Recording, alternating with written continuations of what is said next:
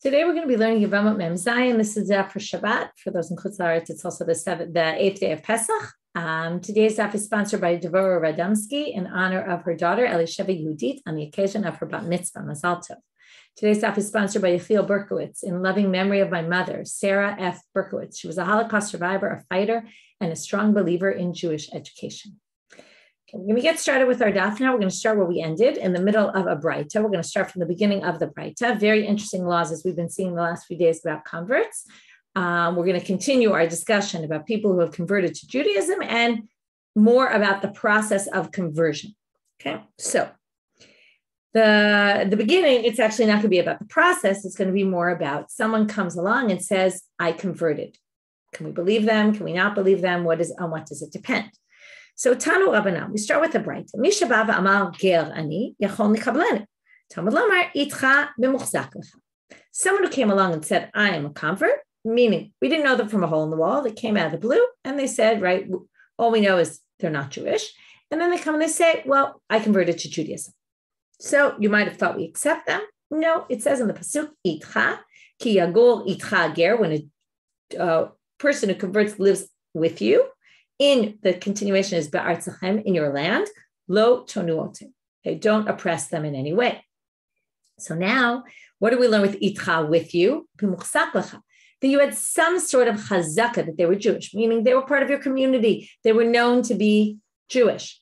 If someone comes to you and says, oh, I converted, if they're known to be Jewish, we can accept them. But if they were not known to be Jewish, then we don't trust them. But bava edavimo, in other words, how are they trusted? Well, they come with witnesses that prove that they converted. So from there, we learn how do we know? Not exactly clear where we get it from this pasuk, but they assume if he's living among you, right, it's because there's witnesses. In other words, there is a way we can accept him, and that's with witnesses. Gemara's going to ask later, why do we need a pasuk for that? We know by witnesses we prove anything, so why would you need a special drasha for this pasuk, for this halacha? Be'artzachem, in your land. So now it sounds like maybe only in Israel. This only teaches you in the land of Israel. Chutz la'aretz minayin. How do we know outside of Israel? Talmud lamar itcha b'chol makom sheitcha. With you anywhere that you live. Okay, therefore we can accept converts if they bring witnesses. Soon the Gemara is going to ask, didn't we already use itcha for a different drasha? How can we use it for two drashot? We'll get back to that. Imken. So now, first of all, the Tosfot Arush says, what would even be the thought? Okay, this is again, they suggested maybe only in Israel that two Eidim can prove it, but maybe not in Chutz La'aretz. Why would you think that? Because maybe we only accept converts in Israel because Israel is a place where it's easier to be Jewish. Maybe it's much more difficult outside of Israel, so maybe we wouldn't accept converts. Comes the pasuk to teach you, no, we accept them as well.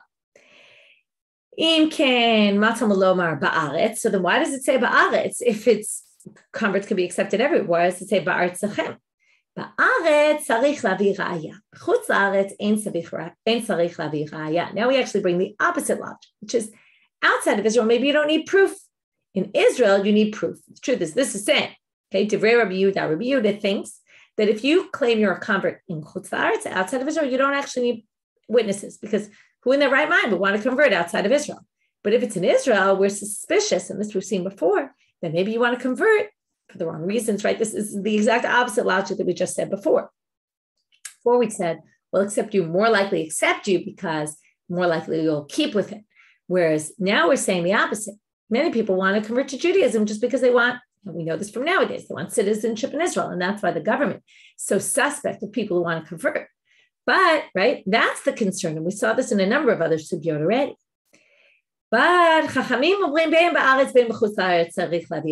matter where you are, you always have to bring a proof. We can't just assume because you say, I converted, that we can trust you to be a convert again, unless you're already living as a Jew within the community.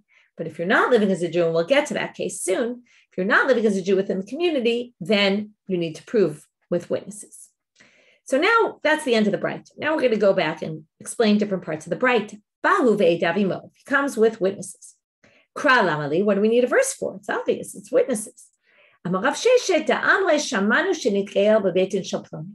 If they say we heard that this person converted in a particular court, maybe we wouldn't believe him.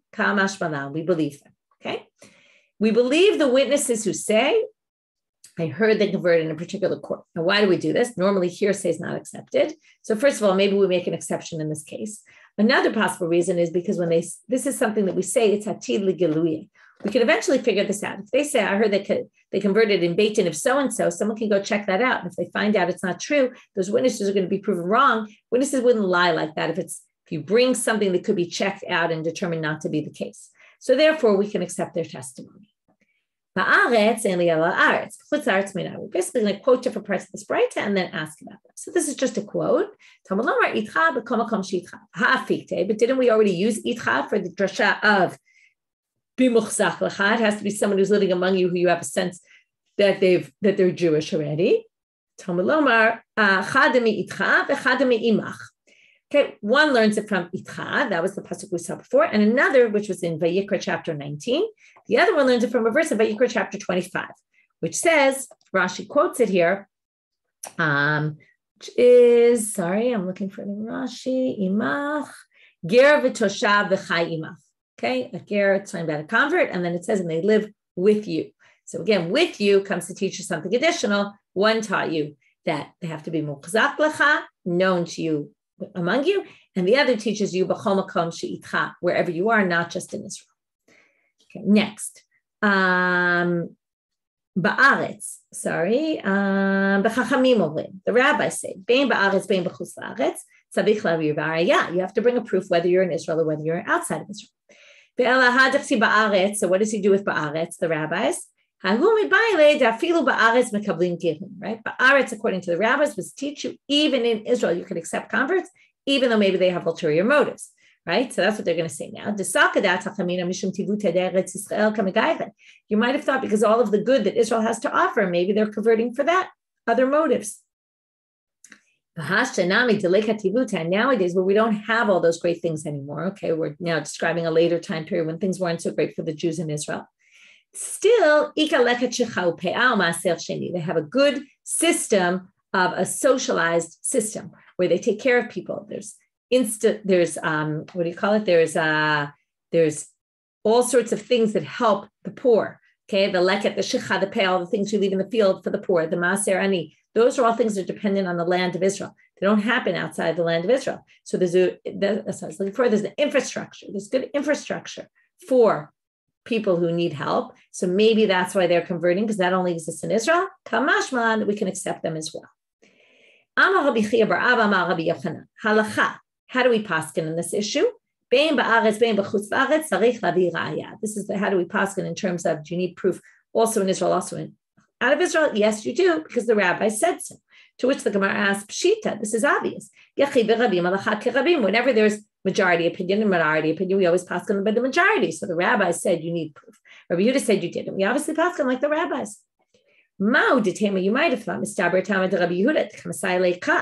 well, maybe Rabbi Yehuda has a better proof because he has psukim to prove it, whereas the rabbis just kind of gave their opinion without really bringing proof from the verse. So, kamash malan, and that's why he teaches us, no, in any case, we still hold like the rabbis.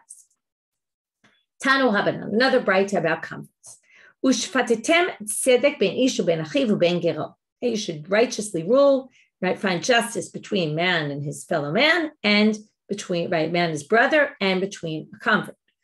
Mikan amar Rabbi Yehuda, ger shenitgayer bebeit din harei ze ger. Because it talks about a ger in this pasuk, a convert, and because it mentions shvatetem tzedek with a beit din, you learn from here, even though it's not really talking about that a ger shenitgayer bebeit din is a ger. Rabbi Yehuda says you need to convert in a court. Beino leben atzmo eino ger. If a person converts on their own, right, there's certain things you could do on your own, but conversion is not one of them. You need to do your conversion in a court. It's a question we're going to bring up later, and it came up already before, about what parts of the conversion process have to be done in front of a court. Okay, we'll get back to this soon. So now they say, Beno leben atzmo, right, you're not a ger. There was a case of a guy who came before Rabbi Yehuda and said to him, I converted on my own. So now, here was this man. He was living in the community. Everybody thought he was Jewish. He shows up one day and he says, oh, by the way, I converted by myself. Amar le Rabbi Yehuda, yesh cha'idim. He says, do you have witnesses? Amar lo, lav. He says, no, I don't have witnesses. He says, yesh lo chabadim. Do you have sons?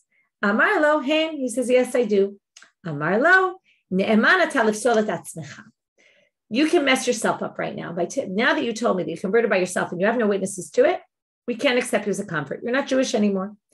But this is what we call Shavia Nafshe Chaticha Yisura.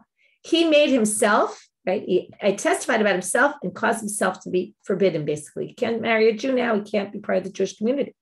But you can't make your children psulim. Now, what does it mean, psulim? First of all, if his children were with a Jewish mom, so they're still Jewish, they cannot be Jewish. Some people say that Rabbi Yehuda must hold that the children of a non-Jewish man and a Jewish woman must be mamzerim. And that's why he said, you won't disqualify your children and there won't be mamzerim. Okay, now we don't hold that way anyway, but maybe Rabbi Yehuda held that way, and that's what he was saying here. That's one option. One is saying you shouldn't have a stigma upon your children, won't have a stigma upon them, even though they're really Jewish, but they won't have a stigma of having a non-Jewish father, because we're not going to accept your testimony to mess up your children. Soon we're going to see why that is. And some people think that what it was a case of both parents had converted, and therefore it was basically saying, we don't believe that either of you are Jewish, but we're going to accept your children as Jewish, which is interesting. Okay. In any case, he's told, for whatever it is, you're believed for yourself, you're not believed for your children. So now the question is, did he really say, you're not trusted on your children? Doesn't the Braita say, Yakir yikirenu la'achirim? This is a very important halacha. This is a halacha. It comes up with yakir is a word in the pasuk talks about if you want to give a different one of your children the pishnaim of the bechor, okay, you can't decide. Okay, we learned this not so long ago. There's the ben ha'aruva and the ben ha'snuah, the one who's loved and the one who's not loved. Ki et bechor ben ha'snuah yakir latelo pishnaim bechol sheyimtza lo ki hu roshito no lo mishpat ha'bechora. The bechora goes to the oldest. Now, then it says, Yakir latelo, you will recognize to give him. Now, what does it mean you will recognize? So they learn from here, Yakirenu achirim. Who's trusted to say, right? Who's the only one who knows who the father's firstborn is? Himself. Maybe he slept around with someone. Maybe he has a firstborn with a different wife. So, right, the firstborn is always the firstborn from whatever wife you had your firstborn child. So the father is believed to say, this is my firstborn child.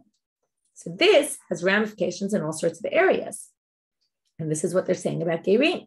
He should be able to testify about his child, to say his child is not Jewish, right? If he said about himself he's not Jewish, should be able to testify whether his child has a father, a non-Jewish father.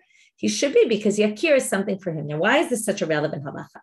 So first of all, if a man claims that a child that is his child, seems to be his child from his marriage, is not, and he claims his wife slept with somebody else, and the child's a mamzer, he's believed to say, this is not my child.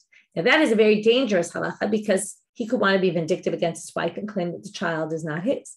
So there's certain limitations on this, but it is used in court even nowadays, this idea of we trust the father to say this is his child or this is not his child.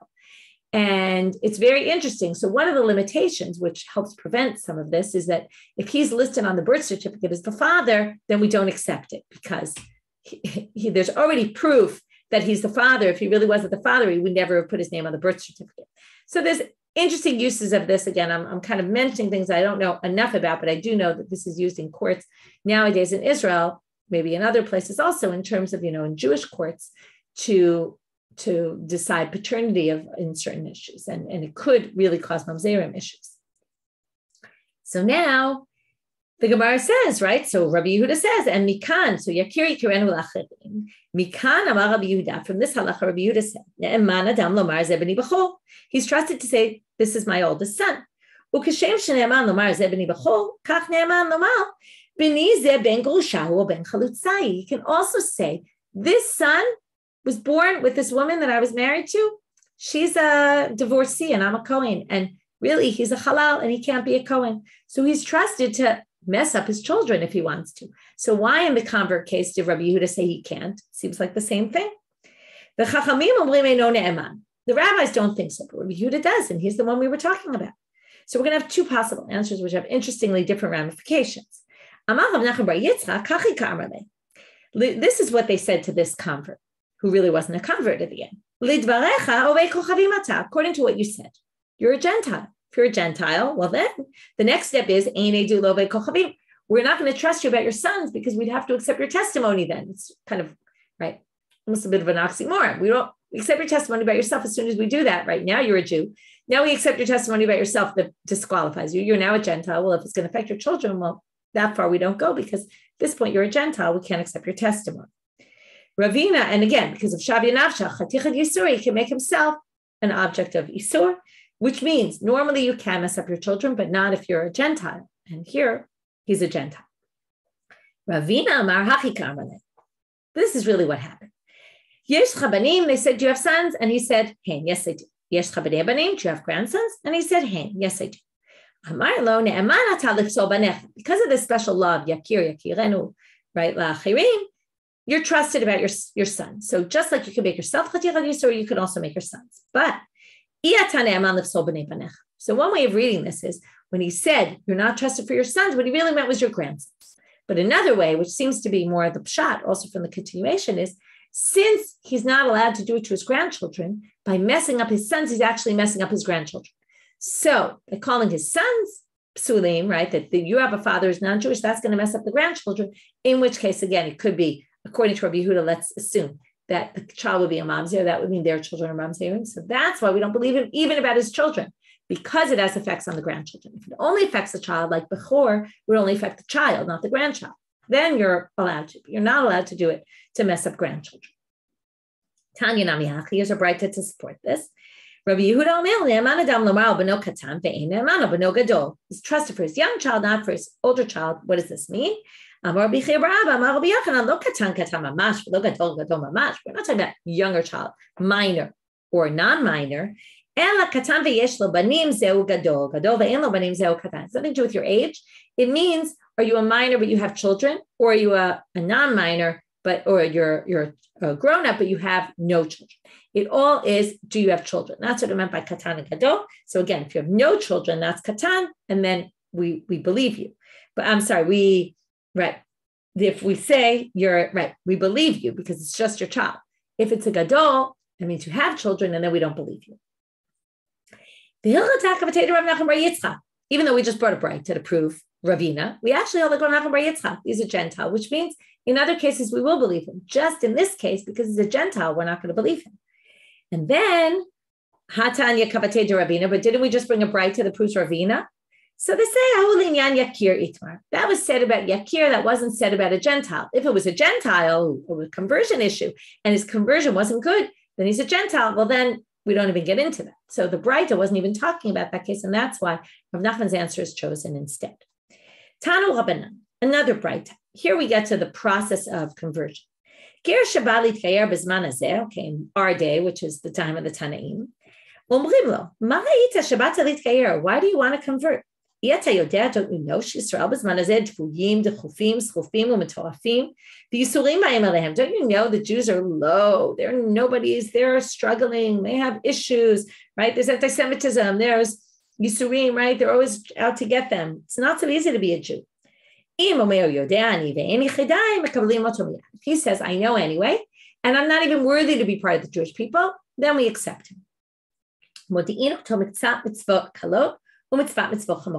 to tell him a little bit about the mitzvahs, right? No, nothing here about you need a year conversion course, you need to know everything there is.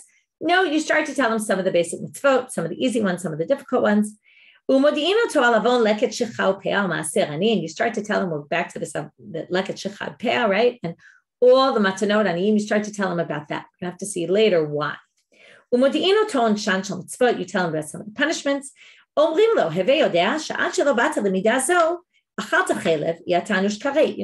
you came to the Jewish people, if you ate the forbidden fats, you didn't get karet for them. Shabbat, right? You were mechalel Shabbat. You wouldn't get stoned for it. Now, you're going to get karet if you eat the chelev. You're going to get stoned. Not only do we say all the negative, though, we also tell them the positive, all the rewards you're going to get. The world to come is only for righteous people. Now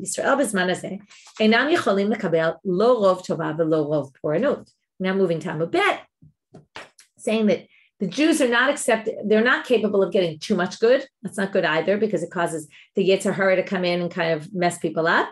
and not too much bad because God protects us. Ve'ein marbin alav. Now, you don't say too much. Okay, we'll get back to all these things and why. Ve'ein medaktakim alav. And we're not so particular with him about every little detail. Kibel malinotom, right? You see how conversion has changed over the years. Kibel malinotom miyad. If he accepts it, we immediately give him a brit milah. Nishtayru bo tzitzina me'akvinat hamilah. Some of the strips of the foreskin are still left. We have to chozrinu or alino toshinit. He might need a second brit milah to get rid of all those extra pieces. Talk about that later, what they are. Nitrape. Once he's healed from the brit milah, madbilino tomiyad. Then immediately we put him into the mikvah. Okay, so now, why don't we do it in the reverse order? It would have been smarter. First do the tefillah and then do the brit milah. So a bunch of answers are given for that, why we do it in this order and not that, because here you have to have a bit of a delay. Okay, maybe it's also to make sure that they really want to be part of it. Right? The brit milah is the painful part. So you have to, that's the thing that's going to deter people more. So maybe do that first and then go to the tefillah after. Again, there's different answers given. So now, when you take him to the mikveh, there's two Talmidei Chachamim. You might be saying, wait, aren't there three? So we'll get back to that. While he goes to the mikveh, they're telling him, right? There has to be this kabbalat ol mitzvot while you're in the mikveh. That's why there was always a court of rabbis. There are three rabbis. In a second, we're going to get to women. Okay? He goes into the mikveh, he comes out, he's like a Yisrael for everything. Okay, we'll see what exactly does that mean.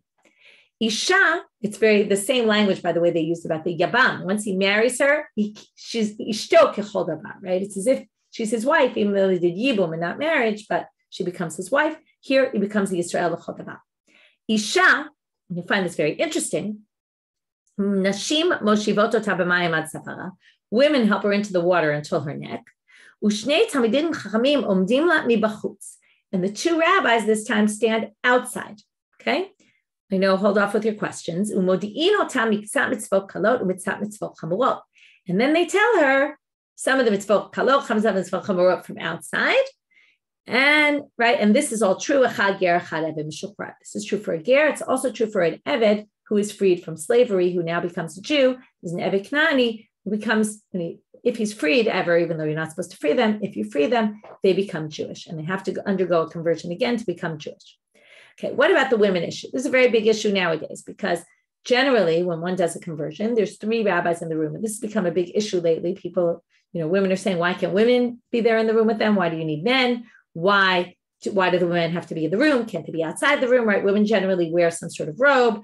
There's, robes people have created also that are loose and that can basically kind of not ride up, but they have pants, legs in them and, to make it a more tsanua thing, but it's still not very tsanua, and it's very bothersome to many female converts that there's men in the room while she's going to the mikveh. So there's been a number of articles written about this, okay, and I'll post a link to this in the site. There's a good article by Rabbi Jeff Fox who goes through all the sugyot that we've learned and basically tries to show all the different approaches of the different, right? Besides, he has his own approach about what he thinks halacha l'maaseh should be, but he also gives an excellent analysis of all of the different opinions of the Rishonim and Achronim and where they get it from. In basically all the sugyot are the three dapim that we just learned about different sugyot. And he says it very well at the beginning. The question is really a matter of prioritizing, like this sugyot clearly somewhat contradict each other. And right, we saw 2 dapim ago about that if she went because she was in Nida, and then that could count for a conversion, or he went to the mikveh for some other reason, right? That even though clearly there were no other rabbis in the room and there were no, right? So how do you rectify that? So again, it's a matter of which sugya you choose. This is the one and not the other that we're going to hold by, and how you try to reconcile them together, or just say we don't hold this way, or in that. So I'll post a link to it in the site, and also on the Hebrew site. Dr. Michal Tukachinsky wrote a famous article about this, about could women be the dayanot in, the dayanim basically, or dayanot in the mikvah. So this is a very interesting topic, and it's hopefully the kind of issue that will change over time based on these piskei halacha that are being written. Okay, now, and part of it is also, what do you define as mibachutz? What does it mean? They're outside the room entirely. They're outside, in a separate area, but in the room, it's unclear exactly. Okay, next. Okay, and in a place where the nida goes to the mikveh, this meaning when a nida goes to the mikveh, all the criteria for what defines something as a mikveh, it's the same thing for this kind of thing. I just don't think this is some other kind of tefillah. You need a different kind of mikveh. All the criteria for that are here, true for here. Right? We've learned all sorts of halachot about mikvahot throughout our daf learning. Right? Anything that's a chatzitza, that's a separation between their body and the mikvah is going to be a separation for them as well. Okay, now the Gemara is now going to continue still in the Braita and try to analyze different parts of it. Amar ma, gil shabbat litkayer omrim lo, ma ra'ita shabbat litkayer umodi'in oto mitzvah mitzvot kalot mitzvah mitzvot chamorot. Right, so this is just a quote. You start telling him about mitzvot and why do you want to convert? My time, or what's the reason? Diparish nifol, so that if he wants to decide, I don't really want to do this, he will. Why are we trying to do this? To Amar Rabbi Chalbo, it's a famous line. It's a bit of a negative approach toward accepting conversions. And just so you should know, there's different approaches. This is not the only approach. There's many other approaches as well. Kashim gerim liYisrael kesapachat. Converts are difficult to the Jewish people like sapachat, which is a leprous scab. Dichtiv, how does he get that? V'nilveh hager alehem v'nisbechu al beit Yudah. Nisbechu is like they were annexed to the people. But they learn the root sapach from sapachat of the leprous mark. So this shows it in a negative light. So why is it negative? So there's an interesting different approaches given as to why. I'm going to read a whole bunch. They're quoted in the Tosfot here on the page. Tosfot says, it's the very bottom, Tosfot, Kashim Gerim L'Israel Kesapachat. Number one, they don't know mitzvot so well. So the Jews are going to learn from them possibly. Number two, he says, Kol Yisrael Arevim Zebazeh, we're responsible for everyone. So if other people sin, we're responsible as well. If they don't know mitzvot, they're going to sin. We're going to be responsible. Number three, he mentions, he actually has a problem with that one. But anyway, the next thing he says, because they intermingle with us, and Ein Shechina Shora Ela Al Mishpachot HaMiyuchasot. There's some special thing about the Shechina being on families that have good yichus, where they can go back and trace their lineage. And these people obviously don't have lineage because they just came to the Jewish people. And therefore, that's another one.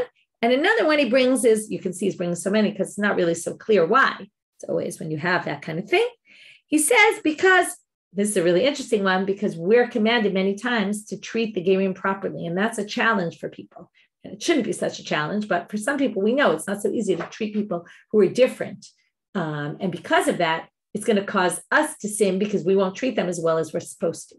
So that's an interesting one. And the most interesting one is the one that's not quoted here in Tosfot, but quoted in Kiddushin Daf Ayin Amud Bet. And it's interesting because it's quoted in the name of Avraham Hager, okay, a convert whose name was Avraham, that Gerim are more careful about mitzvot than we are. And that makes us look bad. And that one I like the best because it's not putting the Gerim in a bad light, it's putting us in a bad light and saying, it makes us, and this is very commonly happens, where especially if you have sometimes it happens with a couple, where one converts to marry the other and they start learning to go through the conversion process and they become more careful about mitzvot than the other one because they learn and they're interested in it and they're coming from a different perspective.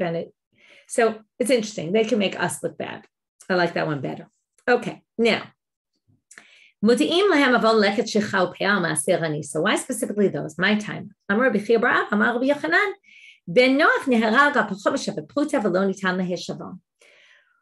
Jews are commanded not to steal, and if we do steal, though, we can return it. Gentile, and we're only liable if we steal something worth a pruta, which is a certain, minimum amount of money. Because anything less than that, people don't really care about. So if I steal it, it doesn't really mean very much. But B'nai Noach, the Noachide laws include even less than that because non-Jews care much more even about every little amount of money. And that's why specifically and plus they're not allowed to fix it by returning it. It seems like the returning part doesn't have so much to do with our topic. It's actually not 100% clear how it connects, but it seems that the idea of the Pachot Mishava Pruta shows they really care about every little amount of money. And that's why it's important to tell them you're going to have to give charity. Okay. This is not all of the money you make is going to be yours. Okay? This is part of our system. So I'm a Rabbi Elazar, where do we learn this? We're going to learn it from Ruth, who converts. Very famous pasuk says, this one is less famous, but we're going to see soon. When Nomi saw that Ruth really wanted to go with her, she stopped trying to convince her not to come. Amrala. So now they're going to talk about the conversation that happened with them, and it's going to come from this verse, Ba'asher telchi elech, Ba'asher talini alin, right? I will go in your way, I will sleep where you sleep, and etc. So we're going to see all the parts of that right now.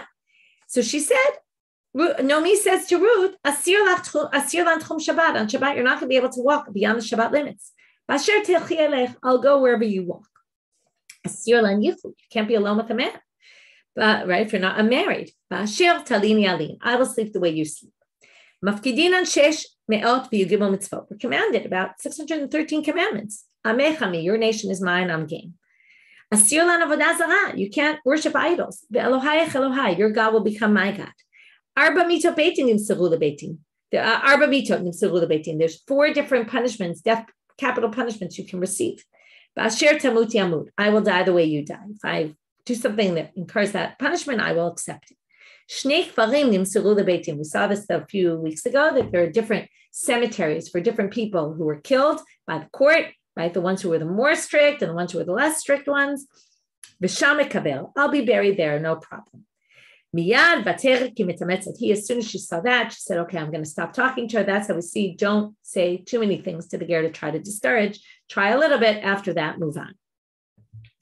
Kibel malino tomiyad. Why do we do it immediately? Why do we rush to do it? My taima shahuye mitzvah lo mashinan. We don't wait to do a mitzvah. Okay, when a mitzvah comes to our hands, we do it right away. What's the mitzvah here? So some people say it's v'ahavta mitagel. You should love the ger and embrace them. So as soon as they're ready, go for it. Here we get a little graphic detail about what exactly these tzitzim are. Where are they? K'ditznan, as it says in the Mishnah, eluhen tzitzin ha'ma'akvin ha'milah. These are the tzitzim that the pieces of skin, that there's extra skin that have to be removed from the foreskin. Basar chofeh et rov ha'atara. Okay, it's the flesh that covers the majority of what's called the corona. Okay, the tip. Ve'ein ochel b'truma, and if you have that, you can't eat truma.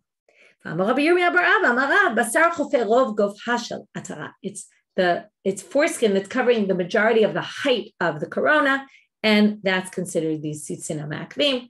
Anyone who wants to can go into further detail and figure out exactly where these are. I'm going to suffice with that. It sounds like only if you're cured, you're healed. My time, why is that? Because the water is bad for any kind of wound, right? We all know this. If something happens, right, or you have surgery, you're not allowed to get the area wet. So that's why we can't go in the mikveh, right? It's prone to infection. It doesn't need 3. He said to the Tana, change it to 3. Okay, even though it said 2, and in fact it said 2 in 2 different places by the woman and before that by the man, but say it must be changed to 3. It must be 3 because we know it to be 3 from other places. This is where we get, right? Besides we saw it before, also we get here that you need 3 people. What's the halacha? If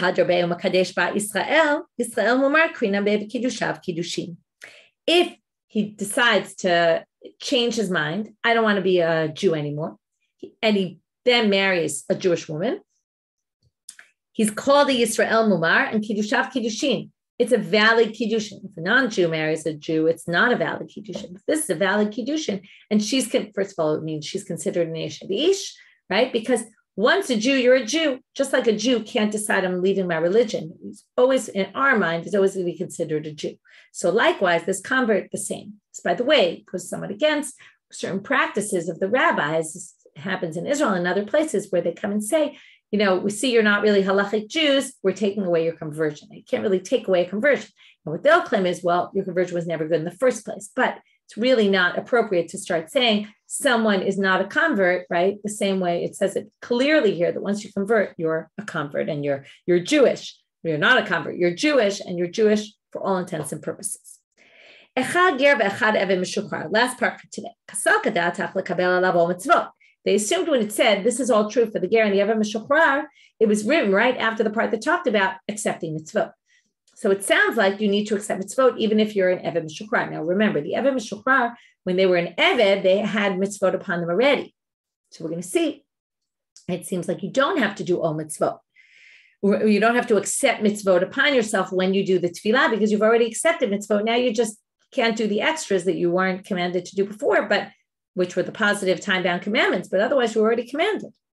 Uriminu, Bamid, this contradicts the source. Bamid, this is only a convert. He doesn't need any sort of acceptance of mitzvah. So Rav Sheshet lo kashya hara b'Shimon ben Elazar hara Rabbanan. It's a machloket between Tanaim. So our source is going by one, and this Braita that we just quoted is going by another. What's the machloket? Tanya ubachta tavia ve'etima. The context here is isha yafat Torah. This is when you go out to war, see a beautiful woman, and you want to be with her, so you can't just rape her like happens sometimes in war, but you have to protect her.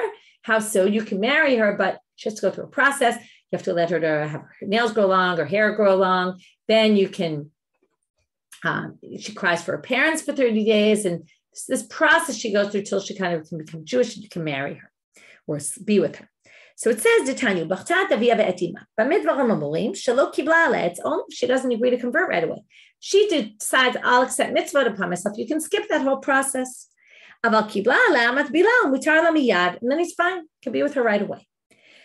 Rabbi Shimon ben Elazar Omer, Alpha Pi Shalo Kibla Ale, you can actually come up with a different solution. In fact, that the rabbis don't institute the solution shows that they don't think that a shifcha needs. It shows that they think a shifcha would need kabbalat ol mitzvot. You'll see what Rabbi Shimon ben Elazar thinks. He thinks a shifcha does not need kabbalat ol mitzvot, and we're going to see it right now. You can make her your maidservant.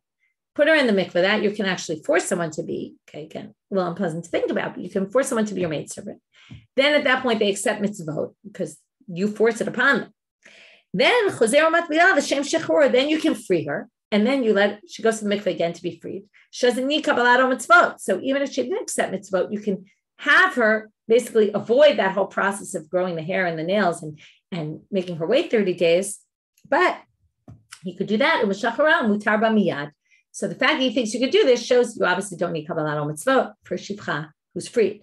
Whereas the rabbis think you do, and that's why they don't suggest this option. And that's how we resolve the contradiction between the two braitot. They're actually two different opinions. Okay, we'll talk a little bit more about Rabbi Shimon ben Elazar's position in tomorrow's daf, and wishing everybody Chag Sameach, Shabbat Shalom, depending on when you're listening to this, or Shavua Tov, as they say in Israel, Kayitz Naim, a pleasant summer, because this is the kind of the end of the winter season. So wishing that to everybody, and we'll pick up after the Chag.